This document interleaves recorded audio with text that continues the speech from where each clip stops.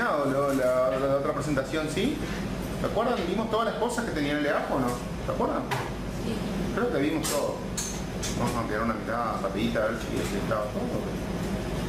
Creería que habíamos visto toda la parte del legajo, los formularios, sí, vimos todo. Vamos a hablar un poquito de la remuneración y vamos a empezar a hacer algún ejercicio como para calentar un poco los motores, ¿sí?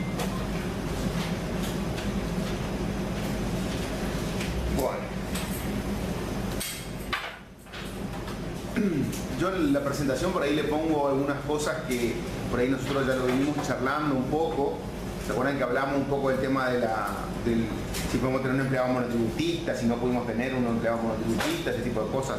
Entonces le pongo, bueno, para que ustedes por ahí investiguen un poco lo que es el contrato de trabajo, cuando existe contrato de trabajo, el tema de los requisitos, la subordinación técnica, económica, jurídica, el riesgo económico. Hay una resolución de ANSES, que es esta, la 443/92, y una AFIP, que es la 2927 del 10, que habla de esas características que debe tener, que se debe tener a la hora de determinar si existe o no relación de trabajo y por ello contrato de trabajo, ¿sí? Pero por ahí, para empezar a hablar de la parte de cálculo, nosotros tenemos que hacer una definición o de alguna manera empezar a charlar acerca de qué entendemos como remuneración y qué entendemos como que no forma parte de la remuneración, ¿sí? Hay unos principios básicos que tienen que ver con que el contrato de trabajo no se presume gratuito, es decir, ninguna persona que trabaja lo hace a modo gratuito, sino que el trabajador pone su fuerza de trabajo a disposición de la empresa y la empresa tiene como contrapartida que brindar una contraprestación, que sería la remuneración.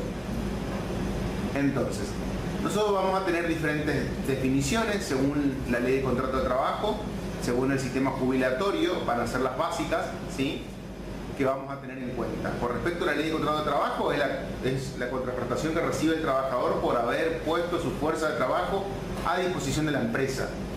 O sea, es la idea básica de contraprestación. En cambio, la ley de jubilaciones y pensiones, o el CIPA, que es hoy por hoy, el artículo 6 habla de toda suma de dineraria, no dineraria, que reciba el trabajador en concepto de, o sea, como que amplía un poco más. Acuérdense y tengan en cuenta que el CIPA lo que hace es una ley, llamémosla así, tributaria, si bien es previsional, pero a lo que me refiero es que determina, ¿no es cierto?, un hecho imponible, que ese hecho imponible es la prestación de un contrato de trabajo, o sea, la existencia de una remuneración por medio de un contrato de trabajo para devengar tributos, en este caso tributos previsionales que tienen que ver con la parte de la jubilación, o sea, todo lo que sea el sistema de jubilaciones y pensiones o el sistema previsional argentino, que es la parte jubilatoria, ley de empleo, asignaciones familiares, ¿sí?, INSS-JP, y esta ley de alguna manera es la madre, porque las otras leyes se basan en la definición de remuneración que brinda la ley 24.241, ¿sí? Es decir, por ejemplo, la ley de asignaciones familiares dice la remuneración está en esta ley, con tal y tal excepción. La ley de obras sociales, la remuneración de esta ley, con tal y tal excepción. O sea, es muy importante por ahí tener un poco en cuenta eso. Si bien el artículo 6, como le digo, habla de todo lo que reciba el trabajador, también tiene en cuenta o hace una enunciación de los diferentes conceptos, ¿sí? Ahora vamos a ver más adelante. Y por algún lado tenemos que tener en cuenta que por lo general lo que nosotros decimos que todas, como dice acá la misma ley, todo lo que reciba el trabajador es remuneración, amén de que podemos encontrar algunos conceptos que están excluidos. Entonces es más fácil tratar de ir buscando por la negativa y decir que no sería remuneración, ¿sí?, para descartar, ¿no es cierto?, todo aquello que no era. Entonces tenemos los conceptos excluidos de la ley de jubilaciones y pensiones, los beneficios sociales del artículo 103 y las prestaciones complementarias. Esto vamos a analizar uno por uno, así que no se preocupen, más o menos como para mirar. Entonces, como decíamos, la definición según la ley de contrato, contraprestación como consecuencia. ¿No tengo? No lo traje. trajo un borrador, no. O sea, vieron contraprestación. En cambio, en la ley de jubilaciones y pensiones, todo ingreso en dinero en especie, percibido en forma normal y habitual con motivo de la actividad. Fíjense la definición. Acá hay un poco más abarcativa la de la ley de contrato, la ley de jubilaciones y pensiones, ¿sí? Entonces, fíjense, en la parte laboral, por ahí las principales definiciones son el sueldo complementario, el salario, el honorario, la comisión o ratificación, ¿sí? Y en cambio, en la parte previsional es exactamente lo mismo, se le agrega la ratificación habitual y regular. O sea, si yo tengo una ratificación totalmente esporádica, ¿sí? Que no se repite por ahí en el futuro, yo puedo darle un carácter no remunerativo a esa ratificación. Pero tengo que tener muchísimo cuidado. ¿Por qué? Porque muchas veces las empresas otorgan esta remuneración accesoria por un acontecimiento particular y resulta que después en el futuro va cambiando y van poniendo otras. Entonces, ¿cuándo deja de ser inusual y se vuelve regular? A ver, un ejemplo. Tenemos una empresa que, no sé, tiene 10 trabajadores y que decide, por ejemplo, implementar una norma ISO. Una vez que cumple con el objetivo, porque es todo un esfuerzo por parte de toda la empresa en general, dice, bueno, se merecen los trabajadores un premio, llamémosle así, una notificación, que va a ser por única vez por alcanzar la ISO 9000 tanto, y le pagan, no sé, 10.000 pesos a cada uno, ¿sí? Entonces, eso sería una notificación no habitual y regular, que podemos meterlo dentro del recibo de sueldo, no devengaría ni aguinaldo ni vacaciones por la parte laboral, y por la parte previsional no tendría aportes ni contribuciones, ¿entienden? Pero ¿cuál es el problema? Si a los 2 años nosotros ahora sacamos una contratación y porque conseguimos una contratación de nuevo le vuelvo a pagar. Entonces es como que todos los años, por ahí o cada 2 años estoy generando una expectativa en algún cumplimiento de alguna meta en especial, por el cual yo le estoy otorgando un premio a los empleados. Entonces eso hay que tener mucho cuidado, ¿sí? Yo por ahí lo que generalmente me reservo en las notificaciones es para un caso muy puntual de algo que creo que no se va a repetir en el futuro, o también cuando son premios que son para un empleado en particular, o puede ser, por ejemplo, un sorteo. A ver, yo le digo, la empresa, ¿no es cierto?, tiene 100 trabajadores y sortea un auto. ¿Ah? Entonces es una notificación inusual, encima es al azar. ¿Me entienden? Ahora, si tengo 3 empleados y todos los años reparto un auto, es obvio que de alguna manera el primero le toca un año, el otro le toca al otro, el otro le toca al otro. Es un pago, ¿sí? O sea, pues ya sabe el fulano que va a llevar el auto, ¿entienden? Ahora, en 200 trabajadores no. Hay una cuestión de azar. Entonces, hay que tener un poco cuidado con eso en particular. Ante la duda, pónganlo como que es habitual. Entonces no se arriesgan a algún tipo de sorpresa en el futuro, ¿sí? Las propinas son remunerativas, la participación en ganancias también, las habilitaciones también. Hay un problema acá, un ítem en particular con las propinas, ¿sí? ¿Por qué? Porque las propinas están en la ley laboral y están en la ley previsional. Entonces, ¿cuál es el problema? El problema es que supuestamente, primero la propina, si yo le otorgo el carácter remunerativo, ¿sí?, para la empresa le genera toda una serie de ítems. Es decir, vamos a suponer que yo tengo un mozo, ¿sí?, un restaurante, cobra 20.000 pesos por mes de sueldo, pero recibe 20.000 pesos de propina, ¿sí? Entonces, si esos 20.000 pesos de propina forman parte de la remuneración, como bien define la ley laboral, cuando yo le pague, por ejemplo, las vacaciones, no le puedo pagar sobre los 20.000 que yo le pago, le puedo pagar sobre los 40 que él recibe. Cuando la persona está enferma y no va un mes a trabajar, yo no le puedo pagar 20.000 pesos, porque él habitualmente cobra 40. Ahora, 20 por parte de la empresa y 20 por parte de los clientes, ¿sí? Cuando yo le vaya a pagar el aguinaldo o el sueldo complementario, que vamos a charlar un poco hoy, dice que es el 50% de la mejor remuneración. No es el 50% de 20, es el 50% de 40, ¿sí? Entonces, para la empresa, ¿qué le genera? Le genera todo un problema.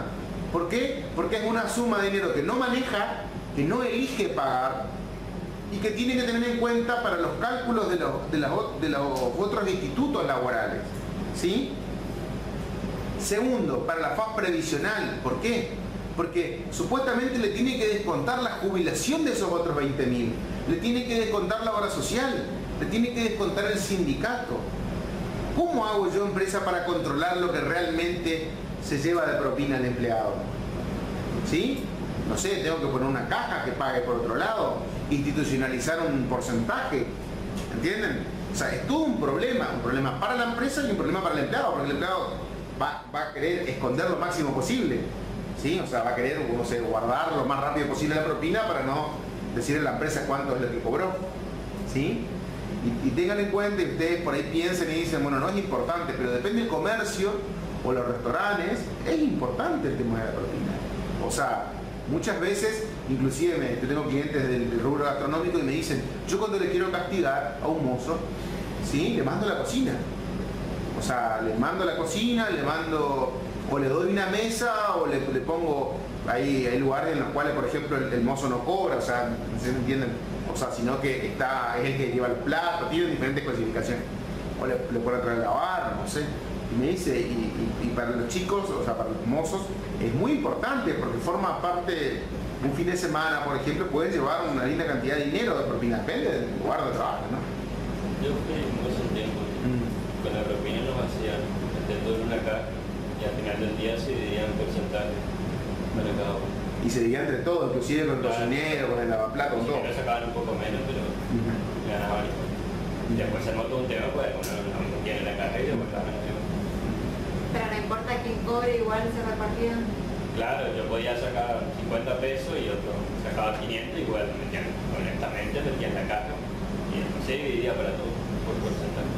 Y eso tiene que figurar entonces. Y eso tendría que figurar el recibo, ¿sí? Eso es lo que dice la ley y lo que dice la parte previsional, ¿sí? Pero si no, si lo hace informalmente, digamos, el empleado. Es que todo es informal. Pero está obligado a declarar la propina del día, del mes. Todos los días, claro. ¿Sí? A ver, eso es lo que pasa en la teoría, ¿sí? Ahora bien, el convenio gastronómico, ¿sí? El convenio de los empleados gastronómicos y hoteleros, que es el que por ahí tiene más propina, porque hay otros convenios, o sea, el de comercio puede tener propina, el que le lleva el carrito a California hasta el estacionamiento también recibe propina, ¿sí? O no sé, o algún otro tipo de persona que por ahí le prestan un servicio puede llevar a recibir una propina, pero por lo general el gastronómico y el hotelero es el que por ahí está un poco más asociado, ¿sí? a una cuestión de la propina. Entonces, el convenio, ante tantos problemas que generaba esto, porque genera un problema, como repetimos, por ahí acá como el compañero dice, está un poco más organizado, ¿sí? Pero igual no sabemos qué es cierto, qué no es cierto, y imagínense que la persona lleva, no sé, todos los días 200 pesos de propina, por dar un número, ¿no? Trabaja 25 días en el mes, son 5.000 pesos de propina. Y después cuando yo le descuento, le descuento sobre esos 5.000, pero esos 5.000 él ya llevó. ¿Entienden? O sea que los descuentos que yo le hago, hasta inclusive le cuento las ganancias, yo le voy a descontar sobre el resto del sueldo, que es lo que yo le estoy pagando como empleador. Entonces que yo le diga, bueno, mirá, son 20.000 pesos de sueldo, más bruto, más 5.000 de propina, y a eso le calcula el porcentaje, el 11% suponete, yo le voy a descontar 550 pesos de jubilación de las propinas que ella cobró y que no están dentro del recibo, porque yo después voy a tener que poner dentro del recibo las propinas sumando y las propinas restando, porque las propinas yo no le pagué. O sea, no suman el neto, pues en el que va al banco a depositar no está. Salvo que yo haga, como dice el compañero, haga la caja y que haga un porcentaje y que después yo le reparta esa plata dentro del recibo de sueldo y no le dé al final del día, llamémoslo así. Pero sería todo un arreglo medio rápido. Entonces, es toda una serie de problemas, es para problemas nada más. Entonces el convenio de gastronómico lo que hizo fue lo siguiente, ¿sí? En una de las cláusulas del convenio coloca que todo el personal del convenio colectivo tiene la prohibición de recibir propina, ¿sí? ¿Pero qué propina? La propina que dice la ley. Entonces dice, como contrapartida de esa prohibición de recibir propinas que dice la ley, ¿sí? se le paga un adicional que se llama adicional por complemento de servicio, ¿sí? Que va dentro del recibo de sueldo y es equivalente al 12% de la remuneración y cobran todo, desde el peón de cocina, el ayudante, el cocinero, el maitre, el empleado administrativo, todos cobran ese 12%. Y eso reemplaza la propina, ¿sí? Y en el mismo artículo dice, bueno, en el caso de que el trabajador reciba propina por parte del cliente, el convenio dice, se entiende que es un mero acto de liberalidad efectuado por el cliente y que no tiene efecto en la relación de trabajo. Es decir, como para decir, bueno, mirá, si te quiso regalar, te regaló, pero no tiene que ver con esto. ¿Ah? Entonces, en la práctica pasa de que ahora no, esos empleados gastronómicos además no declaran. Estamos hablando de ese convenio. El de comercio, por ejemplo, no tiene. Entonces, el de comercio, en teoría, el chico que le lleva el carrito debería declarar cuánto cobran al día, la empresa debería sumar y restar en el recibo y calcular todo el resto en función de eso. ¿Ah? Repito nuevamente, es recontra complicado. Por eso genera mucho problema, porque es un dinero que no paga la empresa y, ¿no es cierto? Por eso, por ejemplo, está prohibido. Algunas empresas, por ejemplo, cobran cubierto, ¿sí? Pero eso no es propina, eso es un servicio más que está dando el restaurante. Lo que no puede hacer ningún restaurante o hotel es cobrarle la propina, como cobra Brasil, por ejemplo, que le cobra una tasa de servicio. Esa tasa de servicio sería lo que reemplaza la propina. Si uno le quiere dejar aparte encima de eso, le deja peor. ¿Y qué es lo que te cobran entonces acá el 10% en un lugar adicional? Y tendría que ver la factura, a ver qué es lo que te cobran. Pero si te cobran cubierto es otra cosa, te cobran el cubierto. Eso es supuestamente es un gasto que te está cobrando el restaurante, derecho de espectáculo, ese tipo de cosas. ¿Sí? Pero propina no te puede cobrar. En la factura no te puede cobrar. ¿Sí? Sí, hay algún lugar que cobran adicional, pero no sabía que era del tiempo, que había dado una diferencia. Claro, pero lo que pasa es que la propina no te puede incluir en el comprobante, repito nuevamente, porque está prohibido, porque el convenio está prohibido. Para cubrirse el 12% de Está prohibido, está prohibido. En la factura no te lo pueden cobrar. Si lo van a disfrazar como cubierto, te lo van a disfrazar como otra cosa, no sé, derecho a espectáculo, tasa de servicio, pero como tiene Brasil, no. O sea, en Argentina no se puede, ¿sí? Bueno. Inclusive con las obligaciones hoy por hoy de pagar con tarjeta y demás, todo un problema, porque si yo no le puedo dejar la propina no puedo decir a la empresa, mira, me salió 540, cobrame 600 con débito y que le dale 60 pesos. Es todo un problema, ¿sí? Porque la empresa tiene que facturar los 60 para poder pasar por débito los 600, ¿sí? Ahí podría inventar un concepto dentro de la factura para decir, bueno, esto no es mi plata, pero es complejo, ¿sí? Nosotros le recomendamos a los clientes que lleven unos cambios para dejar la propina, ¿sí? O si no, directamente le habilitamos un ponet o un mercado a los mozos y listo. Y los mozos cobran con débito y no la propina. Bueno. Eso que hablábamos ahí de participación en las utilidades, bueno, eso es un derecho que hace mucho tiempo con las ganancias, que se pide que la empresa ganan dinero y que de alguna manera repartan ese dinero entre los trabajadores.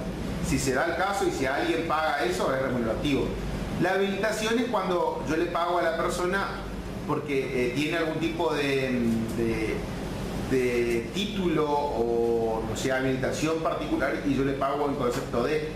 En la parte privada es muy raro, salvo, por ejemplo, el gremio de farmacia, que le pagan al farmacéutico el bloqueo del título, o en algún caso en particular que se le paga un adicional específico por alguna condición particular. Eso de la habilitación es muy común en el Estado, que le pagan por título secundario, por título universitario, por idioma o por algún tipo de carácter en particular. Pero bueno, en algunas empresas si quieren hacerlo lo pueden hacer. Con respecto a los viáticos, ¿sí? Tenemos que si la empresa le da viáticos a los trabajadores y no le exige comprobantes de pago de gasto de esos viáticos forman parte de la remuneración. En la parte que excede, que no le rinde, en eso se considera remuneración. O sea, si yo, por ejemplo, le mando a un trabajador a o sea, hacer una tarea a Iguazú y yo ya como norma en la empresa tengo que le doy 1.500 pesos por día, por ejemplo, de viáticos, yo tendría que pedirle que la persona me demuestre en qué gastó esos 1.500 pesos. Si yo no le pido ningún tipo de comprobante, yo tengo que poner otro recibo de sueldo y descontarle los aportes y pagar las contribuciones patronales sobre esos 1.500 pesos. Si la persona me acredita, me trae los comprobantes que pagó la comida, el hotel o un refrigerio, lo que sea, realmente yo le pido a nombre de la empresa que me traiga esos comprobantes, y ahí en ese caso no es que yo le descuento, o sea, no es que yo le entrego más dinero, sino que yo por esa parte que él me trae los comprobantes no le hago ningún tipo de retención ni le coloco otro recibo de sueldo, ¿sí? Eso tiene que ver. En algunos casos en particular en que, por ejemplo, el trabajador pone su auto, hay una tabla, tiene una tabla por kilómetro para que la empresa le pague y que no tenga que demostrar, porque demostrar cuánto me gastó de la cubierta, cuánto me gastó del auto en sí, la amortización, es complicado. Entonces para los viajantes y ese tipo de cosas hay una tabla por kilómetro de gastos que no hace falta que le traigan comprobantes igualmente. Bueno, carácter no remunerativo, los beneficios sociales, vamos a ver ahora, están en la 103 de la ley, ¿sí? Y la excepción de protección complementaria, las asignaciones familiares, obviamente no tienen el carácter no remunerativo. Como para que ustedes tengan un poquito una idea de esto del beneficio social y la protección complementaria. Cuando yo hablo de conceptos que no forman parte de la remuneración, el tema está en el objetivo. El objetivo que sería que con esto que yo le estoy brindando al trabajador, yo no estoy intentando pagarle, yo estoy intentando mejorarle la calidad de vida al trabajador. A ver, si yo pongo el servicio de comedor en la empresa, la idea es que yo trato de que mi trabajador, por ejemplo, si le doy 2 horas de pausa al mediodía, que no tenga que tomarse un colectivo de 45 minutos hasta su casa, comer y volver por otros 45 minutos y comer a la hora. Yo digo, entonces, el que se quiere quedar en la empresa se queda y yo le doy el servicio de comedor, ¿entienden? O sea, no es que yo con la comida le estoy pagando el trabajo, sino que yo estoy brindándole un beneficio que de alguna manera va a mejorar el nivel de vida del trabajador, porque va a tener más tiempo para descansar, no va a gastar en transporte, y en definitiva lo que yo estoy buscando es que el trabajador me rinda más en el trabajo, tenga más productividad, pero de una manera, llamémosla así, colateral, ¿sí? Es decir, por ejemplo, otro beneficio social que vamos a ver ahora, que yo le reintegre gastos médicos porque no le cubrió la obra social, o que yo le entregue el uniforme de trabajo, que yo le tenga que entregar la ropa de trabajo, o que yo le facilite una vez al año una mochila con útiles escolares para sus chicos, o le pague un posgrado o una capacitación. En realidad no le estoy queriendo pagar su remuneración con eso. A eso es lo que vamos, o el objetivo que dice la ley. Sino que yo quiero mejorar un poco su nivel de vida, ¿no es cierto?, con ese adicional que le estoy pagando, ¿sí? Y las indemnizaciones también no forman parte de la remuneración. Porque cuando yo hablo de indemnizar, viene de mantenerle indemne, de alguna manera resarcirle a la persona, mantenerle, ¿no es cierto?, reparar un daño que se le hace al trabajador. Entonces, todo lo que tenga el carácter indemnizatorio no va a ser remunerativo, ¿sí? Y ahí tenemos ejemplos. Las vacaciones no gozadas van a ser indemnizaciones, van a ser no remunerativas, por incapacidad permanente, la indemnización por antigüedad, que sería la por extinción de contrato de trabajo, prestaciones por desempleo, las becas, la gratificación por cese, que sería en el caso, por ejemplo, en el cual yo no he hecho la persona, sino que está por ahí un poco de moda el tema tipo el retiro voluntario. Digo, bueno, aquel que se quiera ir, yo le pago un porcentaje de lo que es la indemnización por extinción y la persona se va como voto propio, ¿sí? Bueno. ¿Hasta ahí vamos bien? ¿Sí? Entonces, lo importante es poder discriminar esos conceptos y decir, bueno, lo que es remuneración, repito, no, va a tener un doble efecto. Lo que es remuneración o remunerativo va a tener un efecto en la faz laboral, porque lo más probable es que todas las cosas que esté previsto en la ley de contrato de trabajo que se calcule sobre la remuneración se va a tener en cuenta. O sea, cuando nosotros hablamos de horas extras, por ejemplo, decimos la hora extra tiene una serie de recargos, o sea, vale un poco más caro que una hora normal, y ese recargo se calcula sobre el valor de la hora normal. Y el valor de la hora normal se calcula sobre la remuneración del trabajador. Los conceptos no remunerativos no forman parte de la remuneración. Entonces, para las vacaciones, para las horas extras, para el sueldo complementario, para la licencia por enfermedad inculpable, para cosa que está enferma la persona, todo eso se calcula sobre los conceptos remunerativos. Entonces, ese es un efecto. Y el otro efecto va a ser dentro de lo que yo le tengo que retener al trabajador, de los aportes, o sea, la ley 24 a 41, de los aportes del trabajador y las contribuciones que tenga que pagar la empresa. ¿Sí? Entonces es sumamente importante que yo diga, ¿es remunerativo? No es remunerativo, que yo identifique esos conceptos. ¿Sí? Repito nuevamente, a prima facie, todo remunerativo. ¿Sí? Todo forma parte de la contraprestación. Pero hay excepciones que, bueno, la vamos a ir viendo. Ahora bien, esa remuneración, ¿cómo se puede calcular? ¿Sí? Se puede calcular en función del tiempo. Entonces nosotros hablamos de empleados, que cuando es en función del tiempo, de empleados mensualizados o jornalizados. ¿Sí? El mensualizado es el que va a cobrar por mes. El que cobra por mes, ¿sí? En teoría, como su nombre lo indica, el mes sale del calendario, el calendario que ocupamos nosotros en el derecho civil y penal argentino, el calendario gregoriano. Entonces, para nosotros, enero vale lo mismo que febrero, independientemente de que enero tenga 31 días y febrero tenga 28. Si la remuneración mensual es 20.000 pesos, es 20.000 en enero y 20.000 en febrero. No puedo proporcionar por la cantidad de días, ¿sí? Porque es un empleado mensualizado. Si tengo un empleado mensualizado, ¿le puedo pagar por semana? ¿Le puedo pagar por quincena? No, negativo. Le tengo que pagar por mes.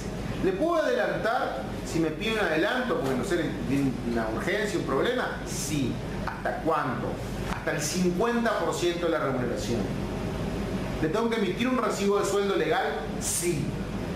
No le puedo anotar un vale, ¿sí? Amén de que eso en la práctica se hace, pero nosotros como liquidadores de sueldo ni vemos los vales. ¿Ah? Pero legalmente recibo de sueldo. Bueno, y el jornalizado también cobra por tiempo, pero este tiempo es menor al mes, que sería por hora o por día. Por hora, un ejemplo clásico es el empleado de la construcción, el empleado del convenio de la madera, el metalúrgico, ¿sí? O sea, el carpintero. Y después tengo los que cobran por día, que en vez de cobrar por hora, cobran por jornal, que sería por día. Ejemplo, el empleado agrario, el personal mosaísta, por ejemplo. Son personas que cobran por jornal, o sea, cobran por día. ¿Sí? Ambos, o sea, todos los que sean empleados jornalizados y por destajo, esto es muy importante, chicos. El cálculo es en esa unidad de tiempo, en día o hora. Pero no significa que termina la hora y cobran. Eso es cómo se calcula. Cada cuánto van a cobrar por semana o por quincena. Yo no puedo tener una persona que la ley de contrato me lo establece, que cobra, que se calcula su remuneración por día o por jornal o por destajo y pagarle recién a fin de mes. ¿Sí? En la práctica pasa, hay empresas que lo hacen, pero está mal, ¿sí? Deberían cobrar por semana o por quincena. Por lo general por quincena. Salvo una empresa media especial, nadie le paga por semana, porque imagínense ustedes hacer una liquidación todas las semanas, un recibo de sueldo todas las semanas. ¿Sí? O sea, tiene una carga administrativa muy grande. O sea, yo como liquidador de sueldos, para mí no es lo mismo Es decir, si yo tengo que cobrar a una empresa por tener 10 empleados y los 10 empleados son mensualizados, le cobro un precio, porque tengo que hacer 10 recibos todos los meses y me siento y le hago una vez en el mes.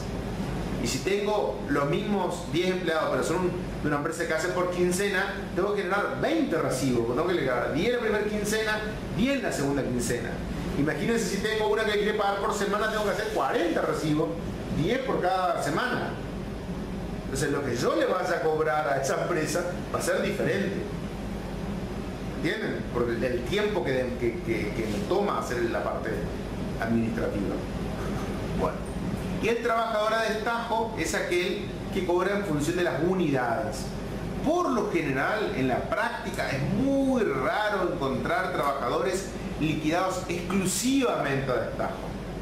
La mayoría de los casos, el destajo es un complementario de los otros dos conceptos, ¿sí? O al horario o al mensual, que sería, por ejemplo, una productividad, ¿sí? Pero es muy, repito, muy raro encontrar solamente trabajadores a destajo. Acuérdense ustedes que yo no puedo elegir cualquiera de estas modalidades en función de lo que quiere la empresa.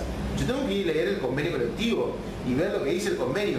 Si yo tengo un empleado de comercio que atiende atrás un mostrador, yo no puedo decirle, no, mirá, ¿sabes qué? Yo te voy a pagar todas comisiones nomás, y por quincena. O sea, que alguna empresa lo haga, puede hacerlo, porque, bueno, no le controlan, no le aplican una multa, pero en realidad no se puede, ¿entienden? Porque ya el convenio dice cómo es la metodología de pago y es por mes. Entonces no se puede violar así a simple vista lo que digo. Bueno.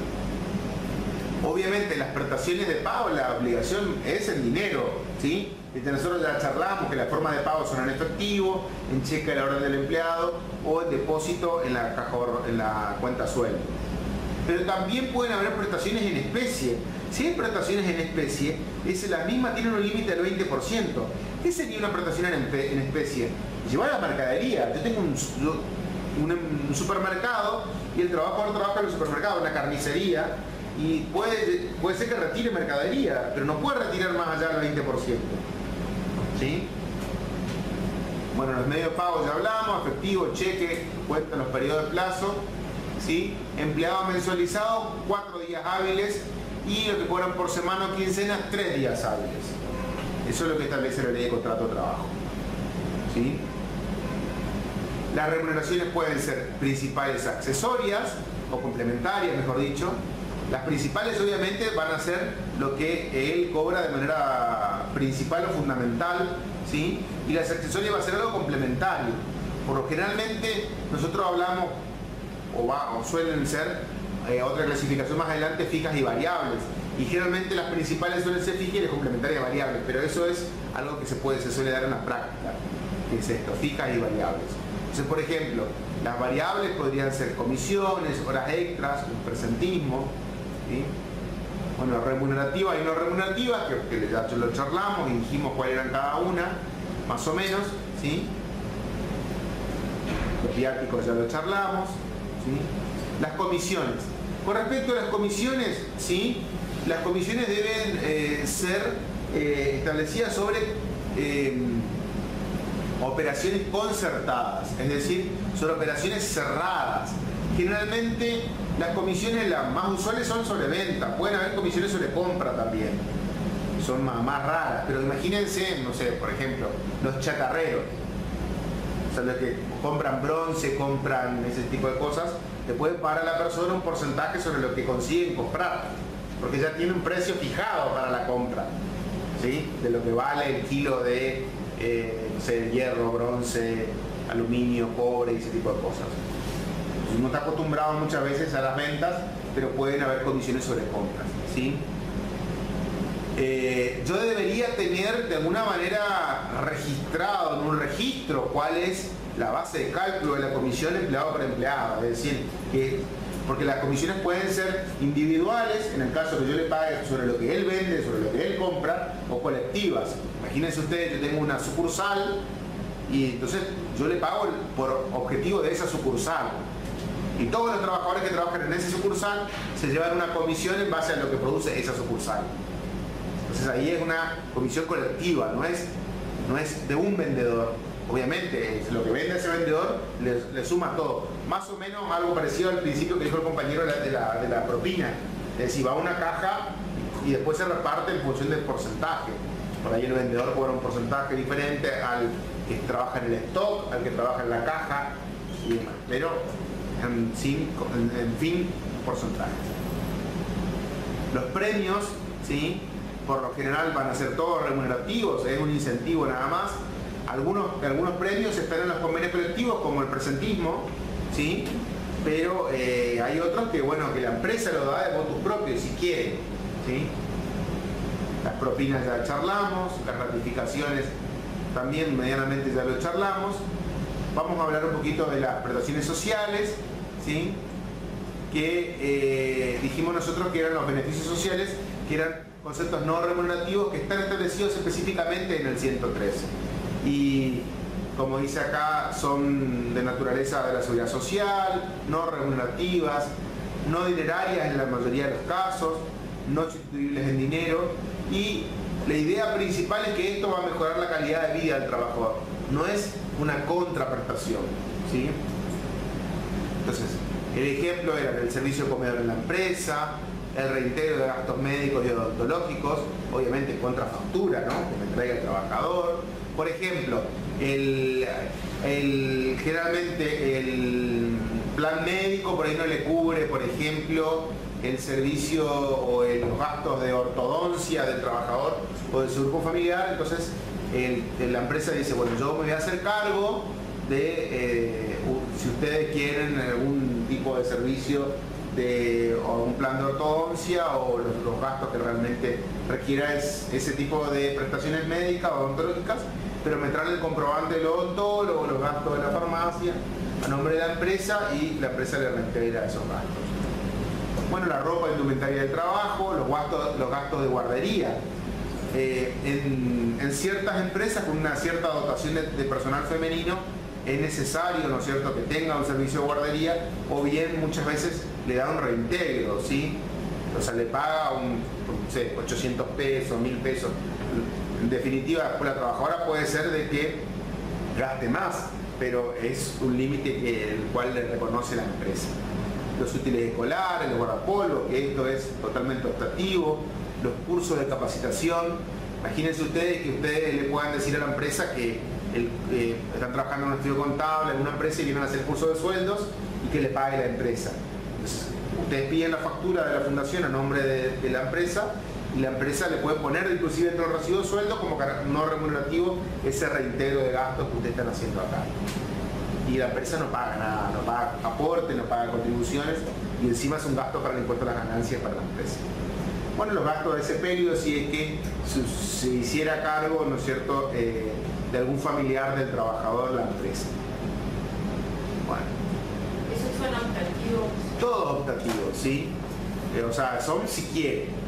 Si la empresa pone un servicio de comedor, puede armar, ¿no es cierto?, de que sea no remunerativo, ¿sí? Si el convenio dice, ahí ya cambia un poco el tema desde el punto de vista de que ya no hay optativo, o sea, si le obliga es obligatorio, pero el carácter no remunerativo le sigue estando plasmado por la ley de contrato, ¿sí? Bueno, y algunas prestaciones complementarias como el retiro de los socios gerentes, la SRL, la cuenta de utilidades, ¿sí?, el reintegro de gastos sin comprobantes por uso del automóvil, que es el que yo le comentaba hoy, que hay una resolución de AFIP que establece por kilómetro cuánto es, los viáticos de los viajantes de comercio, y el comodato de la casa habitación. Me detengo un segundo con el comodato. En algunas zonas, o sea, para que la casa habitación sea o forme parte de un concepto no remunerativo, en teoría debiera haber una dificultad de que el trabajador alquile una casa, ¿sí? Porque no hay. A ver, yo siempre suelo dar el ejemplo clásico, por ejemplo, Las Marías, no sé si alguien conoce, ¿sí? O un establecimiento, un aserradero en el interior, no sé, que esté en San Pedro, en Banda, y que, bueno, le contrate al trabajador para que vaya a trabajar ahí, y finalmente lo va a hacer a lo mejor con un técnico especializado, con el gerente, y le da la casa. O sea, la empresa tiene, ¿cierto?, un barrio privado, tiene unas casas que ocupa para ese personal, ¿sí? En ese caso el concepto es no remunerativo, porque a lo mejor lo hace alquilar. O sea, no tiene la posibilidad la persona de alquilar siquiera. ¿Sí? Diferente es el caso, por ejemplo, de los bancos, que suelen darle, cuando le dan un traslado, por ejemplo, el gerente de Oberá le mandan a, no sé, a Corriente Capital y le pagan el alquiler o le dan la casa. Porque le mandan a una ciudad. En ese lugar la persona puede conseguir dónde alquilar. ¿Entienden? Entonces, si le pagan en parte del alquiler o le dan la casa, tiene que formar parte de la remuneración. Es remunerativo. Porque no hay una dificultad de acceso a la vivienda. ¿Estamos de acuerdo? O sea, un poquito esa diferenciación. Igual, hasta un máximo del 20% se debería tomar como... porque si el concepto es remunerativo, ¿sí? También está en decirle, bueno, miren, yo tengo la casa, por ejemplo, acá en Posadas, y le doy la casa al trabajador. Por ejemplo, un cuidador, ¿sí? Hay una casa atrás. Yo tengo como tope también el 20%, no es que yo le puedo decir, mirá, y yo con la casa te pago 5.000 pesos o 10.000 pesos, porque fíjate, si yo tengo que alquilar una casa así, vale 10.000 pesos y te debo pagar 20, entonces te pago 10 nomás, porque 10 ya te descuento en la casa. ¿Entienden? Sería una prestación en especie, lo mismo que como el supermercado que le da la comida. Pero tengo tope en el 20%. Yo no podría descontarle más en el caso de un sueldo de 20.000, más de 4.000 por la casa. ¿Entienden? Por más casa que sea, así sea una mansión. ¿Ah? Bueno, prestación normativa, asignaciones de dinero ¿cómo es? Asignaciones de dinero como compensación por suspensiones fundadas. Esto es cuando, por ejemplo, no sé, haya una sequía o una temporada de muchas lluvias y, por ejemplo, el trabajador de la empresa no pueda realizar la prestación. Supónganse, ahora en Buenos Aires, no sé, que no para de llover, y la empresa se dedica a la limpieza de edificios en exteriores y pintura. Y entonces lo suspenden los trabajadores para no tenerlo. Entonces puede llegar a convalidar eso y otorgarle una prestación no remunerativa por esos días, pero encima que la empresa está cerrada, que no tiene ingresos, tiene que pagar el sueldo. Entonces, para que de alguna manera mejorar, esto generalmente se da en los procedimientos de crisis, no es que la empresa a motu propio lo suspende y arregla una plata que le paga que encima es no remunerativa. No. Esto generalmente en una empresa que está en un procedimiento de crisis lo puede hacer, entonces eso que le paga asume el carácter de no remunerativo. Bueno. ¿Hasta ahí vamos bien? ¿Sí? Bueno. Y yo cambié todo y no está lo del saca ahí. Bueno. Vamos a charlar un poquito acerca del aguinaldo y hacer un cálculo así como para que...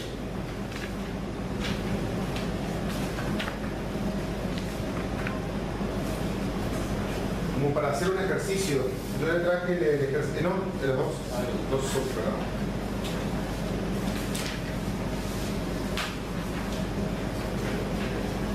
La idea es charlar un poquito acerca del sueldo no complementario y hacer una serie de ejercicios, por ahí como para empezar en calor con la parte de... Una pregunta, quería pensar en eso lo que dijo la Constitución. Porque usted dijo que si le paga alquiler, pues ahí también sería un precio que por ejemplo, una persona que viene de otro lugar, la empresa le paga alquiler, ¿solo le puede computar el 20% al alquiler? No, o sea, del sueldo, del sueldo, ¿no puede superar el 20% del sueldo? No, ahí, para ahí mí suma todo. Suma todo, o sea, ahí sería el dinero. Yo le digo a él. ¿No? Sí, ahí. ¿Eso sería el dinero? Para mí sí, tenía que sumar todo. El buscar un precio de referencia. Si es un alquiler es fácil, porque tener el monto del alquiler. Y eso sumaría en el recibo. Sumaría y restaría en el recibo. En el caso usted dijo que si le presta la casa. Sí, el que yo digo, el 20% sí es de la empresa. Porque ahí la empresa no paga nada. Claro, ahí no paga nada. Entonces yo puedo como empresa decir, a ver, lo óptimo sería, no sé, aparte del sueldo, ¿entendés? Sumarle la casa y restarle la casa. Ese sería lo óptimo, que nadie lo va a hacer. Por ahí en la empresa lo que hace es decir, bueno, te descuento lo que me deberías pagar de alquiler, Sí. pero ese descuento no podría superar el 20%.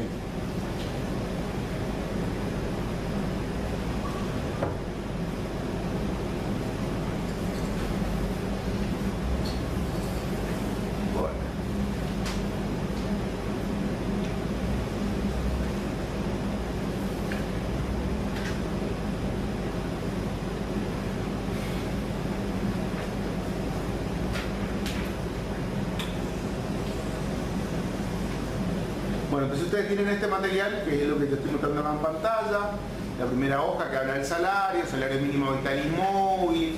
O sea, yo lo que le hago en la guía es le pongo una pequeña introducción de teoría, como para que ustedes lean y se puedan entender algo del ejercicio después, ¿no es cierto? Entonces acá primero hablamos un poquito de la remuneración, del salario mínimo convencional. ¿Por qué? Porque nosotros de alguna manera decimos, bueno, está bien, hablamos del concepto remunerativo y lo no remunerativo. Pero la remuneración en sí, los conceptos remunerativos, lo que nosotros tenemos que pagarle al trabajador, tiene un mínimo. Y ese mínimo, ¿sí?, en primer lugar, es el salario mínimo vital y móvil, ¿sí? Está definido en la ley de contrato de trabajo, ¿sí? En el artículo 119 de la ley de contrato. Y en teoría nadie que trabaje el periodo completo, porque acá también hay que diferenciar eso. Una persona que presta servicio durante todo el mes no puede cobrar menos que el salario mínimo vital y móvil. Y ese salario mínimo vital y móvil es remunerativo. O sea, eso no es en definitiva lo que cobra la persona, porque a eso hay que hacer los descuentos. Ese es el bruto, sería, del recibo de sueldo. ¿Ah? Entonces, hoy por hoy están 8.000 y algo de pesos, casi 9.000, si no me equivoco. No, la verdad que me olvidé de mirar antes de venir. ¿Sí? 9.000, ¿no es cierto? Bueno. El salario, no sé si tienen internet acá, lo miramos rapidito a ver cuánto está. Era 15.000 por grupo familiar o algo así. ¿Cómo? 15.940, pero por grupo No. familiar, no por... No, eso no es.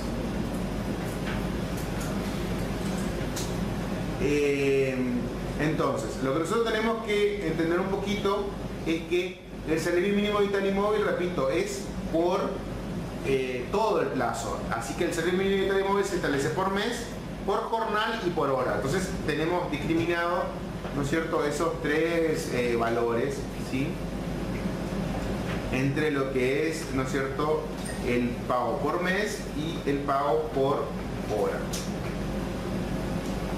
Ahora bien,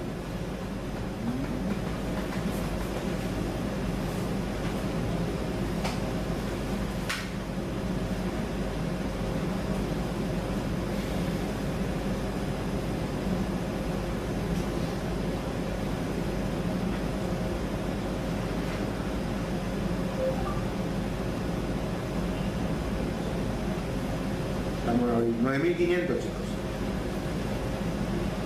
Está. Por mes. Por hora 47,50. ¿Sí? Entonces 9.500 es el salario mínimo vital y móvil a hoy. Vigente a hoy hasta junio, y en julio sube a 10.000 pesos. ¿Sí? Bueno. Entonces, nosotros tenemos que este es el salario mínimo vital y móvil, pero hay una gran diferencia con lo que es el convenio colectivo de trabajo. Si bien esto es una ley, ¿sí?, pero esto es un parámetro general para todos, que en realidad yo lo que tengo que buscar es el convenio, y el sueldo mínimo es el sueldo de convenio. Ese es el sueldo mínimo para cada una de las actividades en función de la actividad que desarrolla el trabajador. Ningún convenio debe estar por debajo de este valor, ¿sí?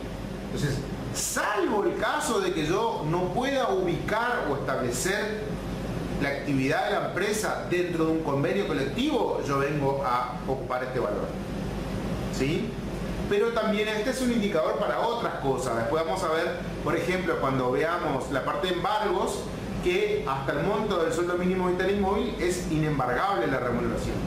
Y a partir de ese valor recién se vuelve embargable la remuneración, ¿sí? Así que hay que tener en cuenta estos valores como datos, ¿sí? Así que de alguna manera tener en cuenta el tema del salario mínimo vital y móvil. Entonces, Si el convenio si yo puedo aplicar un convenio colectivo de trabajo a la actividad de la empresa, me voy a fijar el salario que establece ese convenio. Menos que eso no le puedo pagar. Acuérdense siempre de tener una relación entre lo que es el tiempo de trabajo, es decir, si es 10.000 pesos por mes, para una persona que trabaja 8 horas por día, todos los días, 48 horas por semana. Si tengo un trabajador que trabaja la mitad, son 5.000, que sería la mitad. ¿Tá? Lo mismo con el convenio colectivo. Si el convenio colectivo dice 18.000 por mes, la mitad es 9. Entonces, también tener en cuenta un poquito eso de la movilidad. Ahí hablo del segmento interconvencional, los adicionales, ¿sí? Que también pongo los adicionales, ¿por qué? Porque hay un error muy común, que la gente dice, no, pero ¿y dónde dice la ley de contrato que yo tengo que pagar antigüedad? ¿Dónde dice la ley de contrato que yo tengo que pagar presentismo? En ningún lado, ¿sí? En la ley de contrato de trabajo no dice tampoco si yo tengo que cobrar por hora, por día, por mes. Dice que de esa forma se puede cobrar, pero no dice que yo tengo que cobrar de tal o cual manera, ¿sí? Ni tampoco cómo deben calcularme la remuneración. Eso está en los convenios colectivos. Y en los convenios colectivos dice si a mí me tienen que pagar presentismo, asistencia perfecta, puntualidad, un adicional por año cada vez que yo voy cumpliendo años de antigüedad. Eso está en el convenio. Y si el convenio no dice nada, ¿la empresa me puede pagar? Sí, pues si quiere. Lo único que hay algo que hay que tener en cuenta, que es el tema que hay un principio laboral también, que es el del derecho adquirido. Si a mí me empiezan a pagar algo, después no me lo pueden sacar. Es decir, si a mí me pactan y me pagan presentismo el 10% y el convenio no dice nada, y obviamente, como le digo, la ley no dice nada, no pueden de la noche a la mañana decir, bueno, ahora no pagamos más. ¿Vamos? Puede ser que aquel trabajador nuevo que entre y que nunca le pagaron, no le paguen. Pero si a mí me pagaban, a mí me continúan pagando, ¿sí? Inclusive ese nuevo se podría quejar, porque hay otro principio en laboral que dice igual remuneración por igual tarea. Entonces podría presentar un recurso para que le paguen a él, ¿sí? ese presentismo también. Pero bueno, es un poquito más complicado. Bueno. Los beneficios sociales, ahí tienen un pequeño detalle de cuál es. Van a ver algunos que están derogados, por ejemplo los vales de almuerzo, los vales alimentarios y los tickets canasta, pero bueno, si está derogado, dice que está derogado, ¿sí? Y ahí arrancamos con el sueldo anual complementario, ¿sí? Entonces, el sueldo anual complementario, o más conocido por su sobrenombre aguinaldo, ¿sí? Como está previsto en la ley de contrato de trabajo, ha cambiado varias veces ya, ¿saben? De una forma u otra. En este caso en particular es una norma que está vigente no solamente para la actividad privada, sino también para la administración pública central y descentralizada, empresas del Estado, empresas mixtas y demás, ¿sí? Que dice que será calculado sobre la base del 50% de la mejor remuneración, y para eso hicimos toda esta introducción, porque yo no puedo darle el aguinaldo sin que ustedes entiendan qué es remuneración, ¿sí? 50% de la mejor remuneración mensual devengada por todo concepto dentro de los semestres que terminan en junio y en diciembre de cada año, ¿sí? Entonces vamos a hacer unas pequeñas evaluaciones antes de hacer el práctico, como para que ustedes entiendan. Primero, estamos hablando del 50%, lo que en otra palabra matemáticamente hablamos la mitad, ¿sí? Entonces, como su nombre lo dice sueldo anual complementario. Es un sueldo más por año. Solamente que en vez de pagarle un sueldo más al finalizar el año, se le paga 2 mitades, ¿sí? Por eso el 50%. Una en junio y otra en diciembre. En otros países también realmente existe esto, pero por ejemplo en Brasil es una vez por año. Se le llama el 13º, ¿sí? Lo copado por ahí de Brasil, o lo bueno, que inclusive casi todo lo que ustedes pagan por mes tiene 13º. Por ejemplo, si usted le pagan al contador todos los meses, en enero le tiene que pagar un 13º. O sea, un honorario más. Un mes más, digo. Un mes más. Independientemente de que no sea un contrato de trabajo, ¿entienden? Es como una costumbre de todas aquellas cosas que tiene pagos mensuales, ¿sí? Tiene un pago más, ¿sí? Bueno. Y eso también desde el punto de vista de la faz laboral. Acá nosotros tenemos un pago más, solamente que dividido en dos, o sea, uno en junio y otro en diciembre, ¿sí? Que en junio es el 30 de junio y en diciembre, desde hace 2 años, es el 18 de diciembre, ¿sí? Antes era el 31, ahora lo modificaron hace 2 años y lo pusieron antes de las fiestas, ¿sí? Bueno. Vamos, y se calcula como el 50% de la mejor remuneración devengada. Y ahí viene un concepto básico, que es el de devengado, ¿sí? Para todos aquellos que en algún momento vieron algo de contabilidad, saben que el devengado, el devengamiento, el principio de lo devengado, tiene que ver con la asignación o la relación entre un concepto y el tiempo, ¿sí? Y decir, bueno, este concepto o este importe, ¿a qué tiempo le corresponde? ¿En qué momento se generó el derecho a recibir esa remuneración? Eso es lo que quiere decir, con independencia de cuándo lo cobró, ¿sí? Y en la faz laboral, los ejemplos clásicos de la aplicación del principio de lo devengado van a tener que ver con, básicamente yo le llamo 2 cosas, ¿sí? Con remuneraciones o conceptos remunerativos que no estén calculados en la unidad de tiempo mes, sino que estén calculados en otra unidad de tiempo. Ejemplo, yo le pago un premio o una gratificación semestral al trabajador. Cada 6 meses yo le pago 6.000 pesos al trabajador. Gratificación semestral. ¿Sí? Si yo le pago en junio los 6.000 pesos y acá no aplico el principio de lo devengado, ese 6.000 me suma junio y seguro que junio va a ser el mejor mes, dividido 2 me va a dar el monto del aguinaldo, ¿entienden? Y en realidad no es 6.000 pesos por junio, porque se devengó de enero a junio. Entonces es 1.000 pesos por mes, que sería 6.000 dividido 6. ¿Se entiende eso? Chicos, cuando yo le pago un concepto que el cálculo no es el mes, yo tengo que proporcionarlo, llevarlo al mes para poder decir o elegir cuál es el mejor mes. Vamos de nuevo.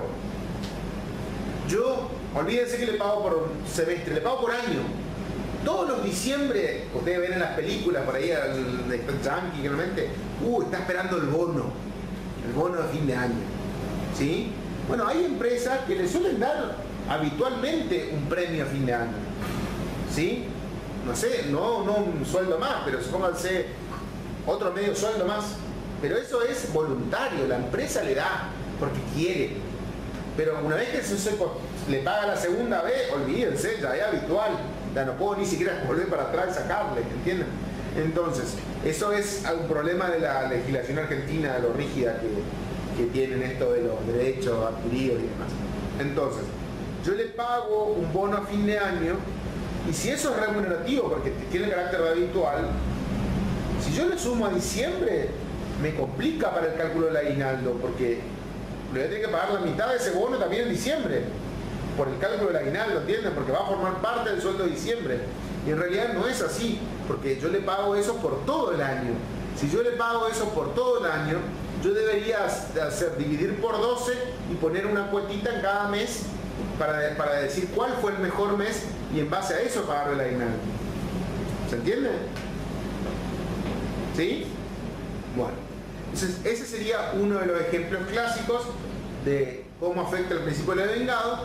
Y el otro efecto clásico es el ejemplo de los retroactivos. Cuando yo le pago a una persona en este mes conceptos que son de este mes y meses anteriores. Puede ser una diferencia de sueldo, por ejemplo, porque cambió la escala y no estaba homologado, por ejemplo, no sé. En tal convenio cambió el sueldo de 12 a 14. Hay 2.000 pesos de aumento. ¿Desde cuándo? Desde enero. Pero todavía no se homologó. Entonces la empresa no le paga. Y ahora resulta que en abril se homologó. Entonces quedó obligatorio desde enero. Y a hoy los 14 como corresponde. Y le pago 6.000 pesos por enero, febrero y marzo, que son los 2.000 que le quedé debiendo por cada mes. Pero esos 6.000 pesos no tengo que sumarlo en abril. Porque si yo lo sumo en abril, ¿no es cierto?, me va a sesgar el aguinaldo. Me va a tomar como que abril es el mejor mes y me va a calcular mal el aguinaldo, ¿entienden? Si esos 2.000 le tengo que llevar, 2.000 son de enero, 2.000 son de febrero, 2.000 son de marzo. Ese es retroactivo. Hago un cálculo auxiliar, no retroactivo. Esto es cómo calculo. Yo tengo que ubicar cuál es el mejor sueldo de vengado. Y eso no dice en ningún lado. Va a impactar en el cálculo de cómo yo lo calculo el aguinaldo.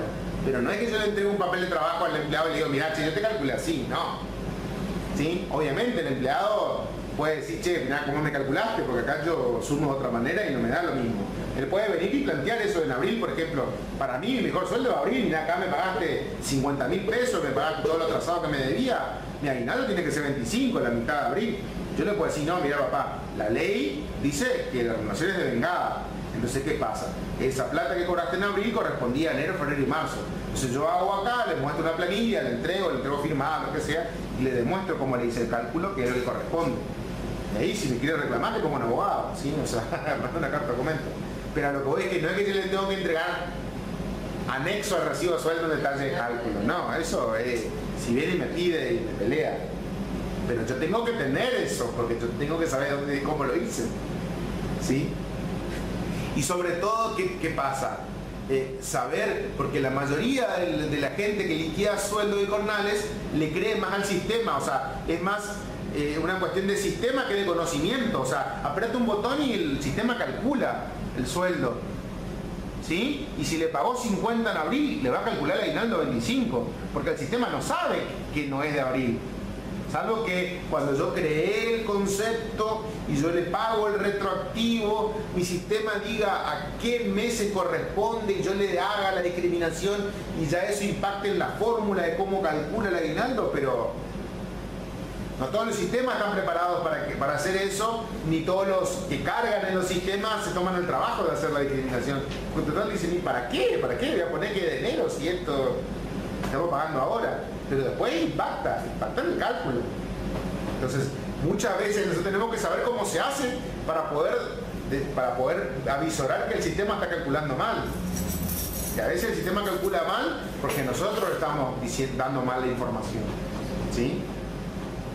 No tiene la culpa del sistema en sí mismo. Bueno, entonces, eso tiene que ver con el tema de los devengados. Y otra cosa que dice ahí en el material, y dice, eso está en el decreto reglamentario de la ley de contrato de trabajo, y dice, y será proporcional al tiempo trabajado por los beneficiarios en cada uno de los semestres. Es decir, no solamente tengo que tomar en cuenta esto del devengado, sino que tengo que ver, el trabajador, ¿trabajó los 6 meses?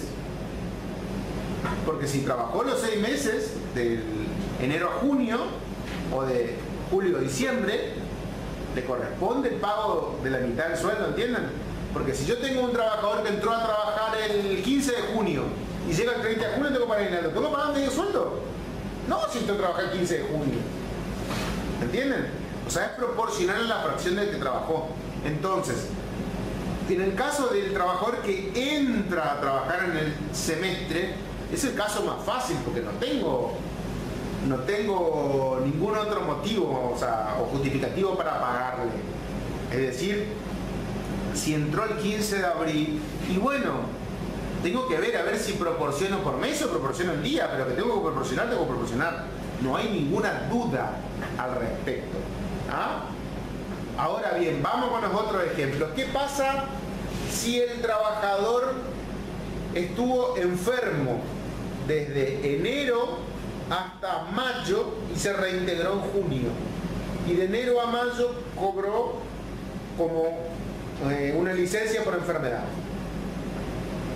En junio, ¿le pago el 100% del SAT o le proporciono? ¿Se entendió la pregunta o no? Estuvo enfermo 4 meses. ¿Cobró por parte de la empresa? Sí, cobró por parte de la empresa. ¿Remunerativo lo que cobró? Sí, cobró, remunerativo. Licencia por enfermedad. Él se rompió la pierna jugando al fútbol y los 4 meses muy contento, no vino a trabajar. ¿Sí? Y llega junio, ¿le tengo que pagar el aguinaldo completo? Sí. ¿Ah? Porque se toma como tiempo de trabajo el tiempo que se estuvo cobrando la licencia por enfermedad. En caso de que se haya pasado el periodo hace un año y no cobre. Vamos a suponer otro ejemplo. Acá la compañera me está dando letra. Nuestro trabajador estuvo enfermo y cobrando por licencia por enfermedad enero, febrero y marzo. Él es soltero, sin hijos, tiene un año de antigüedad en la empresa, razón por la cual su licencia paga es de 3 meses. ¿Sí? Ahora, el certificado médico es por 5 meses, de enero a mayo. Y el 1 de junio tiene el alta médica y volvió a trabajar. Entonces, vamos de nuevo. Cobró licencia por enfermedad enero, febrero y marzo. Abril y mayo estuvo lo que se llama reserva de puesto de trabajo. ¿Sí? Y en junio volvió a trabajar. Llega el 30 de junio. ¿Le tengo que pagar el aguinaldo al 100%? Ahí sí, el 100%. Porque él cobró esos 3 meses. En los primeros 3 meses cobró licencia por enfermedad. Abril y mayo no cobró. Ah, no, entonces por los 3. Y en junio volvió a cobrar porque está trabajando. Le proporciono por los meses que... ¿Por qué meses cobraría? ¿Por qué meses no cobraría? No cobraría por los que cobró mayo y... No cobraría por mayo y abril. ¿Sí? O sea, cobraría por 4 meses, que serían los 3 de licencia más el trabajo. ¿Ah? O sea, el kit de la cuestión, en ese caso en particular, es el devengamiento de remuneración. ¿Devengó remuneración por parte del trabajador, por parte de la empresa? Sí. Ah, bueno, entonces cuenta para el cálculo del aguinaldo. No devengó remuneración por parte de la empresa, pero estuvo vigente la relación laboral. ¿Se cuenta? No, no se cuenta. Vamos a otro caso. Mujer trabajadora, licencia por maternidad, enero, febrero, marzo. Y el 1 de abril vuelve a trabajar. Llega el 30 de junio, voy a calcular el aguinaldo. Y me fijo en los recibos de sueldo y enero y febrero y marzo yo no le pagué el sueldo. No. ¿Le pagó quién? El ANSES. Yo le pagué abril, mayo y junio. ¿Le tengo que pagar el 100% del sueldo del complementario? No. Porque ANSES le pagó, pero ANSES no le paga el sueldo del complementario. Pierde la trabajadora, sí señor. Pierde esos 3 meses. Yo ya probé incluirle en la asignación por maternidad para ver si la ANSES le pagaba y no le pagaba. Olvídense. Como bueno, llamémoslo así, vamos a decir que la trabajadora cobra la remuneración bruta, por lo menos, o sea, que no cobra los descuentos, o sea, cobra un poco mejor, pero el SAC no. El ANSES debería hacerse cargo del SAC. No lo hace. Ajá. ¿Se entendió? Sí. Bueno. Otro ejemplo. Trabajador que está accidentado. Ley de riesgo del trabajo. Incapacidad laboral temporaria. En vez de que se rompió la pierna jugando al fútbol, se rompió la pierna porque se rebaló en el piso de la empresa. ¿Sí? Y estuvo enero, febrero, marzo con ILT, en el cual la empresa le pagó esa indemnización, porque es una indemnización por la incapacidad laboral temporaria, remunerativa, que le paga a la empresa, pero después la RT le devuelve la plata. ¿Sí? Llega el 30 de junio. ¿Le tengo que pagar el SAC completo? ¿O le tengo que no tener en cuenta la parte que cobró de indemnización?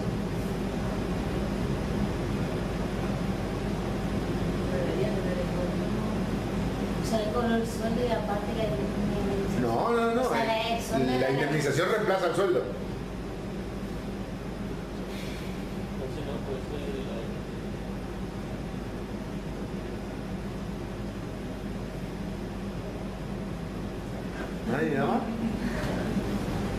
no tengo que pagarle. Tengo que pagarle por la parte que trabajó realmente. Y no es que no le corresponda, sino que en ese caso sí está previsto en la ley de que cuando yo le pague la indemnización por incapacidad laboral temporaria que le paga la RT, yo debo calcular el SAC en ese mismo momento y pagarlo. O sea, vamos a suponer que todo el mes estuvo accidentado, él cobra el monto de la indemnización más el SAC de ese mes, en ese momento.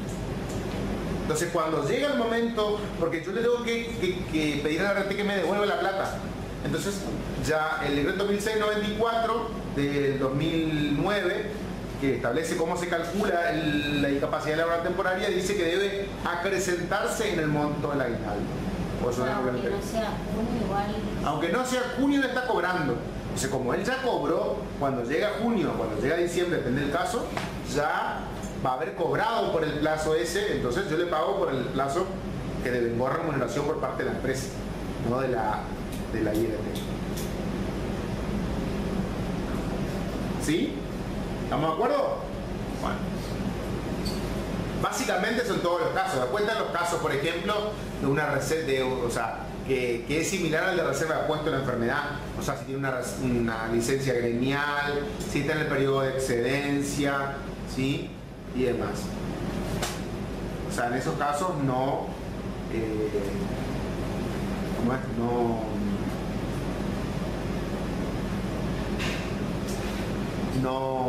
No devenga SAC, ¿sí? Bueno, ¿qué pasa si se extingue la relación laboral? Si se extingue la relación laboral por cualquier motivo que sea, ¿sí? El trabajador ya generó el derecho a cobrar el SAC. Es una remuneración diferida que le llaman, ¿sí? Entonces, él tiene derecho a cobrar el SAC, sea el motivo que sea. O sea, si él renunció, si lo caché robando y lo eché con causa, cualquier motivo, igual, él ya generó el derecho, no puedo decir no te corresponde. ¿Ah? La única forma que yo no le pague es que ya haya cobrado, o sea, que yo le eche el 30 de junio y que ya le recibo, aparte le liquidé el SAC, entonces no va en la liquidación final, pero si no, va, el concepto va. Ahora bien, en ese caso en particular, queda un resabio de la anterior forma de cálculo del SAC. Porque antes el SAC no se calculaba sobre la mejor, sobre el 50% de la mejor, sino que se calculaba sobre el 50% del promedio. ¿Ah? Entonces, cuando se modifica y se cambia al 50% de la mejor, se modifica el artículo principal, el del SAC, el de cómo se calcula el SAC para pagar el 30 de junio y el 18 de diciembre ahora. Pero el artículo del SAC proporcional queda tal cual como decía antes, ¿sí? Entonces, el artículo decía que en el caso que se produzca la extinción del contrato de trabajo por cualquier causa, el trabajador tendrá derecho al cobro del sueldo complementario en forma proporcional al tiempo trabajado durante el semestre respectivo. Cuando la extinción se produzca en el fallecimiento del trabajador, igual tendrán derecho los derechohabientes. Pero la ley de contrato de trabajo, a ver si tengo acá a mano como para mostrarle, la ley de contrato de trabajo, ¿sí?, establece que se calcula como la 12ª parte de la remuneración hasta el momento que se produce la ruptura.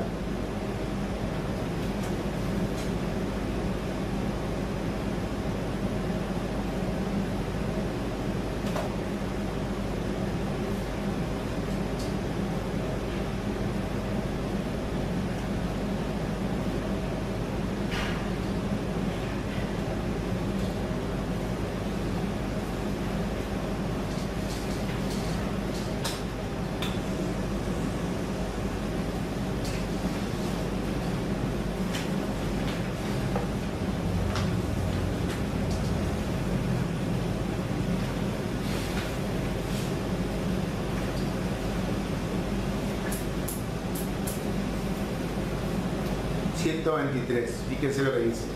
Cuando se opere la extinción del contrato de trabajo por cualquier causa, el trabajador o los derechohabientes que determine esta ley tendrán derecho a percibir la parte del sueldo complementario que se establecerá como la 12ª parte de las remuneraciones devengadas en la fracción del semestre trabajado hasta el momento de dejar el servicio.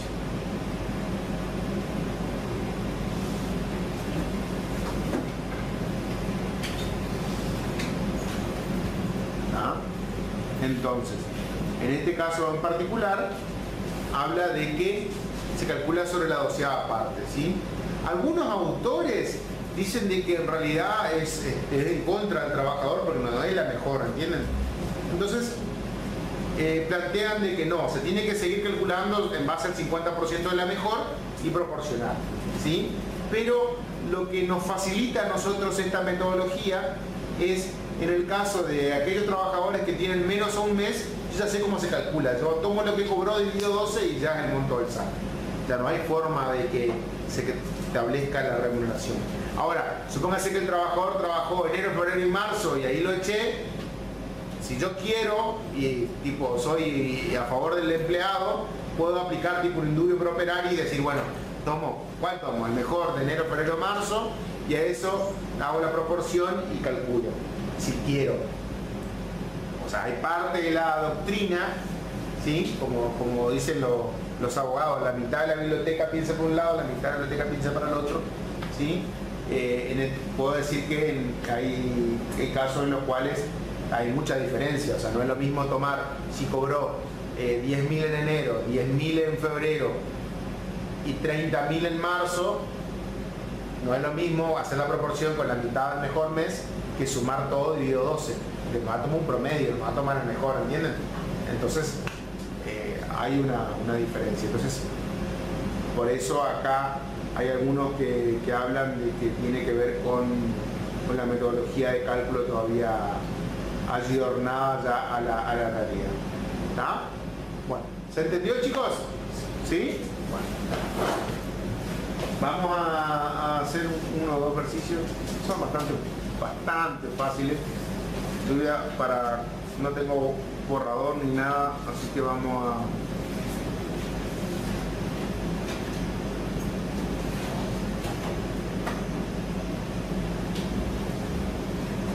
trabajar con Excel.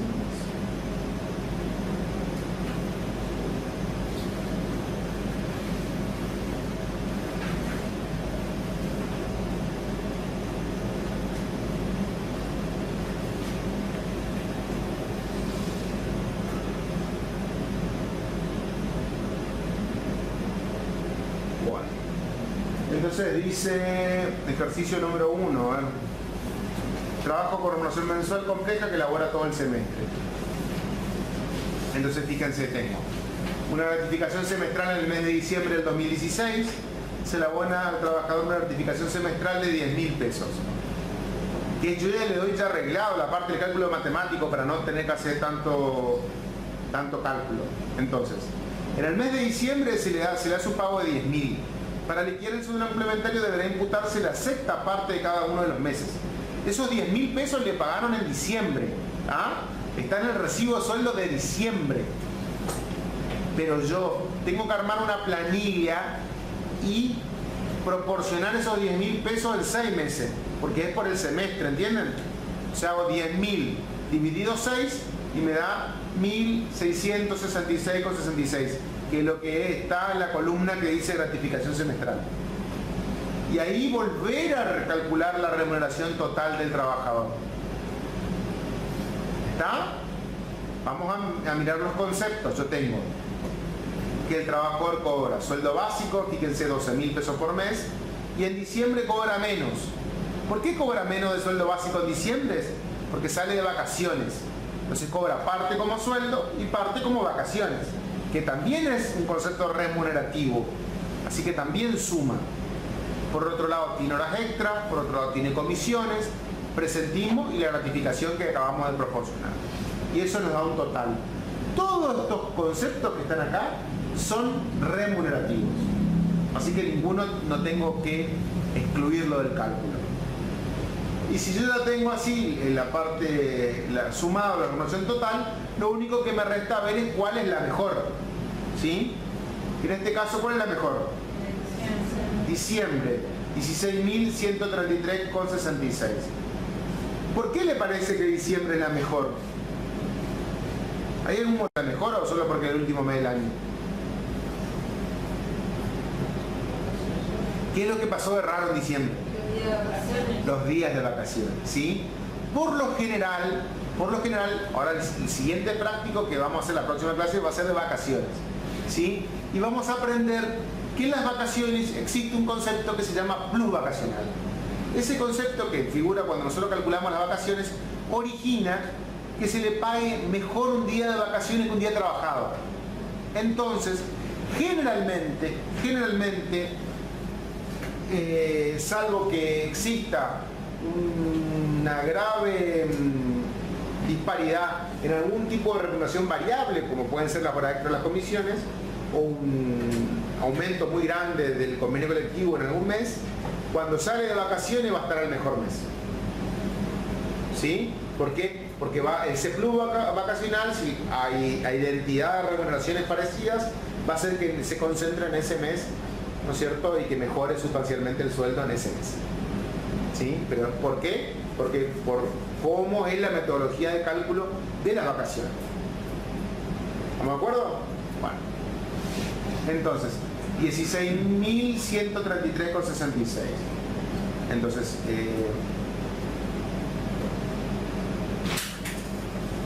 voy a andar un poquito.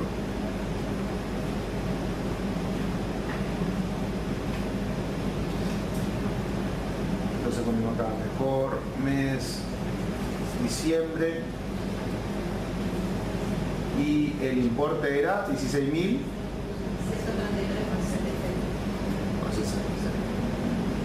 Entonces este sería en este caso el segundo SAC 2016, va a ser igual a ese valor dividido 2 o por el 50%, lo mismo.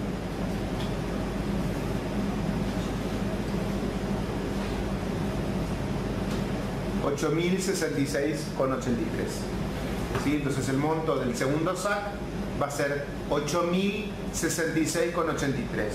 Fíjense que si ustedes no hacen la proporción de la ratificación y suman los 10.000 en diciembre, le va a dar como 12.000 pesos el SAC. Le va a dar un valor muy diferente, ¿sí? Así que a tener en cuenta eso como un criterio también para tomar. ¿Tá? ¿Se entiende? Algo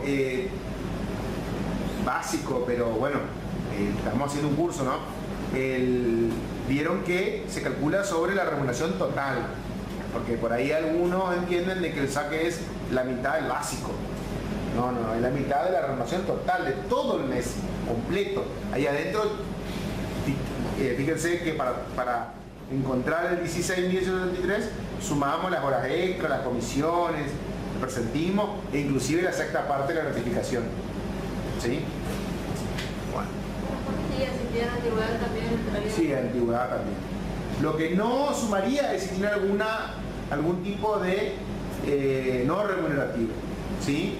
Que es raro que esté en el recibo de sueldo, porque antes pasaba que por ahí las asignaciones familiares estaban en el recibo, por ahí los de la administración pública provincial todavía cobran a través de recibo, no cobran de ANSES, pero el resto todo cobran de ANSES, entonces eso no se suma.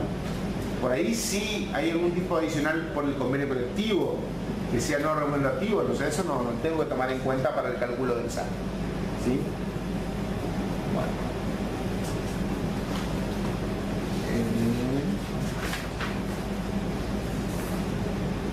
El 2, trabajador eventual, dice, tengo un trabajador contratado bajo la modalidad de contrato eventual 45 días, del 5 del 9 al 20 del 10.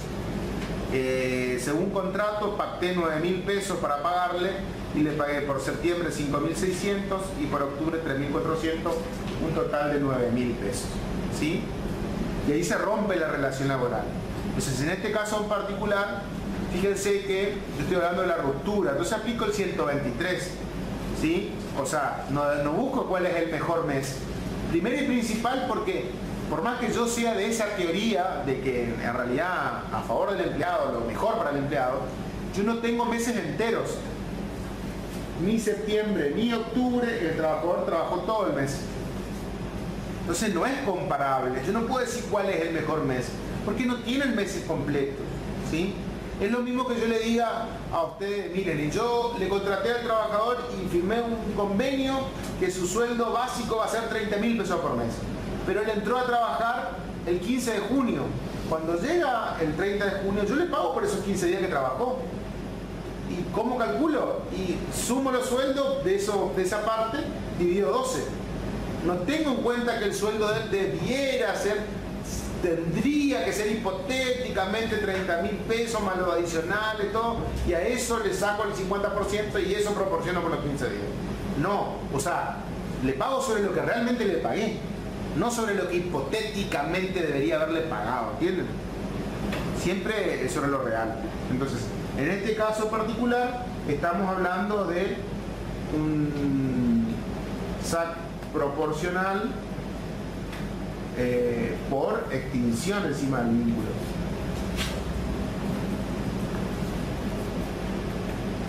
Entonces, yo voy a tener la remuneración pagada 9.000 y el SAC proporcional va a ser los 9.000 dividido 12, ¿sí? 750 pesos. Y ustedes me dirán, y bueno, pero en la práctica, si yo le digo a la empresa, mirá, le contrataste un trabajador a tiempo eventual, pactaste 9.000, pero en realidad tenés que pagarle 9.000 más 750 al SAC, más las vacaciones por los 9.000. Hay veces que la empresa dice 9.000 por todo concepto, entonces yo tengo que ir para atrás. Allá va a depender de su habilidad matemática, ¿no? Porque entonces ahí le van a pagar, supónganse, 8.000 pesos más el aguinaldo, más las vacaciones y llegan a 9.000. O sea, reconstruyen para atrás, hacer un cálculo a la inversa. Pero eso es matemática, eso no me aplica, pero ¿me entienden? Cuando hay veces que la empresa dice, no, yo pacté con él, es un eventual para que me pinte todo esto, le pago 9.000. Ahora vos me salí que le tengo que pagar 10.000, pues le tengo que pagar 9.000 más 750 más 250. Entonces, bueno, querés que le haga que dé 9.000, se sientan y calculan para que le dé 9.000. Es una aclaración nada más. Bueno, el otro ejercicio 3 dice: trabajador con remuneración mensual compleja que labora parte del semestre. Entonces tengo ajuste salarial retroactivo. El trabajador percibe en el mes de octubre del 2016 un ajuste salarial retroactivo de 9.000, correspondiente a los meses de julio, agosto y septiembre, 3.000 por cada uno de los meses. Fecha de renuncia al empleo 31 del 10 del 2016. ¿Sí? Detalle de remuneraciones percibidas por el trabajador durante el periodo julio-octubre. Entonces fíjense que ahí tienen: en julio cobró 7.500, en agosto 7.500, en septiembre 7.500 de básico y en octubre 10.500, que es, te sumó los 3.000 pesos, ¿no? Que fue lo que se equivocó de alguna manera, ¿no? O sea, la empresa le tendría que haber pagado 10.500 de básico esos 3 meses anteriores y le pagó 7.500, le pagó 3.000 pesos menos. Y ahora le pagó todo junto. Entonces, le pagó todo junto los 9.000 en octubre. Pero yo ya hago el recálculo, o sea, la planilla ya está con la solución propuesta, si entienden de alguna manera, ya está separado. El recibo de sueldo de julio, agosto y septiembre en ningún lado dice 3.000 pesos retroactivos. Está todo en septiembre. ¿Se entiende eso, no? Sale en octubre, cobró 20.000. En octubre cobró sí 20.000. En realidad. Acá le falta un 0 a mi planilla. Dice 12,00. Bueno. Entonces, ya lo voy a arreglar.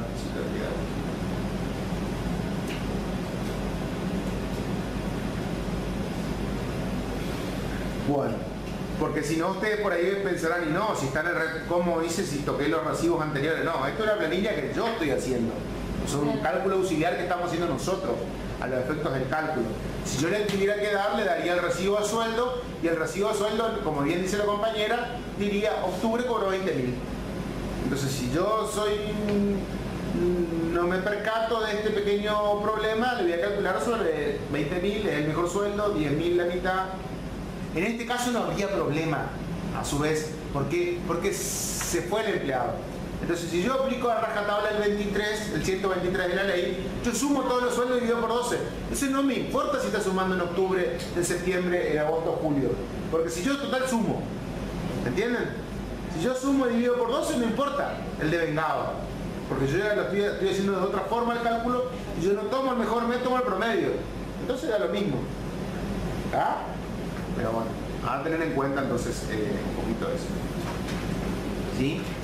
Se genera todo un problema cuando el retroactivo me toca para atrás también. Eso es otra cosa, yo no hice un ejercicio así, pero supóngase que el retroactivo va desde abril. ¿Por qué genera un problema? Porque yo le pagué el primer saque. Ah, claro. ¿Entienden? O sea, y el retroactivo ahora cobró en octubre, entonces yo debería hacer un ajuste al saque. O sea, recalcular el primer SAC, ver cuánto cobró y pagarle, ajuste el primer SAC y pagarle. ¿Se entendió eso o no? Cuando el retroactivo, lo mismo pasa con la ratificación si es anual. Supóngase que yo no le calculé la 12ª parte en junio, porque yo no sabía cuánto iba a ser el bono a fin de año. ¿Entienden? Tampoco soy mago, si yo no sé, resulta que llega diciembre y la empresa decide pagarle el bono y es remunerativo porque el año pasado le pagué, y bueno, ahí le meto todo en la bolsa y recalculo, y a lo mejor le pago dentro del concepto segundo SAC, o a lo mejor pago en 2 renglones, primer y segundo, o sea, segundo SAC y ajuste el primer SAC. ¿Sí? Pasa lo mismo con el tema de que yo le tengo que pagar el 18 de diciembre el SAC. Si todavía yo no tengo diciembre, yo no sé si diciembre no va a ser el mejor mes. Entonces no terminó. ¿Qué pasa si en diciembre, no sé, se inspira nuestro trabajador y vende a mansalva y cobra unas comisiones monstruosas?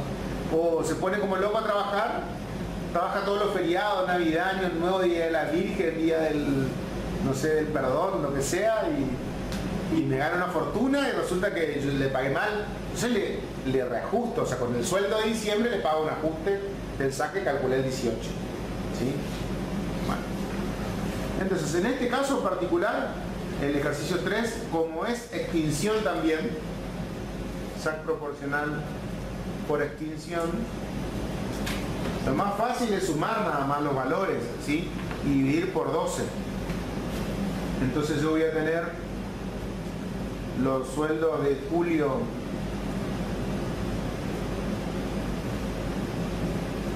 a octubre, y acá tenemos julio 12.410, 11.980, 11.650 y 12.000. Sumamos todo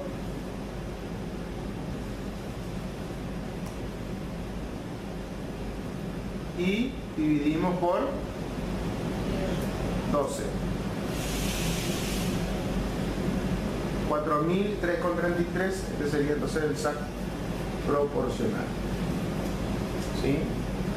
Repito que hice, puse los totales me dan 48.040, que es sumar los 4 meses, dividido por 12 y me da 4.003,33, que si ustedes eligen el mejor mes sería julio. Si quieren hacemos la otra forma. La otra forma sería julio, ¿no es cierto? El mejor mes. Sí. ¿Estamos de acuerdo? Sí, perfecto. Entonces sería la mitad de julio, sería 6.250. ¿Está bien? ¿Estamos de acuerdo? Bueno, pero él no trabajó los 6 meses. ¿Cuántos meses trabajó? 4. Entonces hago 6.205 dividido 6 por 4. Regla 3 simple. ¿Sí? 4.136,66. O sea, que si yo estoy a favor del empleado y considero que la postura es la modificación del 121 de la ley de contrato, que ahora el saque es el 50% de la mejor, y que acá yo tengo forma de determinar cuál es el mejor mes, que el mejor mes es julio, le debería pagar, si yo soy de ese criterio y de ese lado de la biblioteca, 4.136,66. O sea, hay una diferencia de 130 pesos, 133 pesos. O sea, el mínimo le tendría que pagar es los 4.000. ¿Cómo? Y el mínimo le tendría que pagar es 4.000. 4.003, sí, 4.003 el mínimo, sí, no. De las dos maneras que das. De las dos maneras estaría bien, sí. Obviamente que si le pagás de más, el empleado no se va a quejar, ¿no es cierto? Y si calculás mal y te da 6.205, y tampoco se va a quejar. Pero tampoco para andar agarrando la plata, ¿no? Para que no sea menos de... Exactamente, menos 4.003, no. ¿Se podría quejar el trabajador y pedir que sea 4.136? Sí. Está en todo su derecho. Pero nosotros, o sea, salimos con nuestro artículo y decimos, nosotros tenemos nuestra Biblia, el artículo acá dice así, así, yo leí, calculé. Bueno, Y si se queja, al campito. y, La ley de la mandarina. Es lo que Apelar. decide tomar el empleador más. No, si se queja, no, olvídense, ¿por qué? Si se queja, primero, ningún empleado se va a quejar solo, pero vamos a suponer que vos tenés una empresa que tiene 200 empleados, y entre 200, estamos hablando de acá, sueldo de 12.000 pesos, que eso ya no existen, ¿sí? Vamos a suponer el doble, 4.000 pesos, ¿sí? Entonces una diferencia de 150 pesos va a ser una diferencia, lo más probable, de 300, 400, 500 pesos. Por 200 empleados. Hay un número, ¿sí? Claro. Entonces lo más probable es que se va a venir a sentar con vos va a ser el delegado sindical, no el empleado. El delegado sindical va a venir y va a decir, mirá, me parece que están mal calculados los saques. Porque los saques así, en este caso un despido, no le van a despedir a los 200 a la vez. ¿Ah? Pero bueno, puede pasar a lo que voy en los casos puntuales. En esos casos, y bueno, y si el delegado puede negociar, y si la empresa accede, lo cambia, o si no, se va a la justicia, hace una pretensión y una discusión y se pone un reclamo y bueno, se verá a ver quién tiene razón. ¿No? Ah, bueno. No, igual me queda el 4. El 4 es una licencia por una maternidad, ¿sí? Que le voy a dejar ya para ustedes, tarea del hogar, ¿sí? Fíjense que el 4, nosotros dijimos que la trabajadora mientras goza de licencia de maternidad no cobra. Entonces tiene que cobrar solamente por los 3 meses que trabajó, ¿sí? Y en este caso no hay ruptura de la relación laboral, porque ella sigue trabajando. Entonces acá no tengo la opción de sumar y dividir por 12. No puedo hacer así. ¿Ah? No puedo aplicar el 123. Acá tengo que tomar el mejor mes, que es julio. ¿Ah? Y después el 4.1 que dice sueldo básico 10.363 más presentismo 8,33. Calcule cuánto sería el sueldo complementario. Tengo que calcular el sueldo de junio por estos 25 días que trabajó. Hago 10.377 dividido 30 por 25, le sumo el presentismo y a eso le divido por 12, para que ustedes más o menos tengan una idea. Igual la clase que viene lo hago rapidito como para que ustedes tengan también la solución. ¿Sí?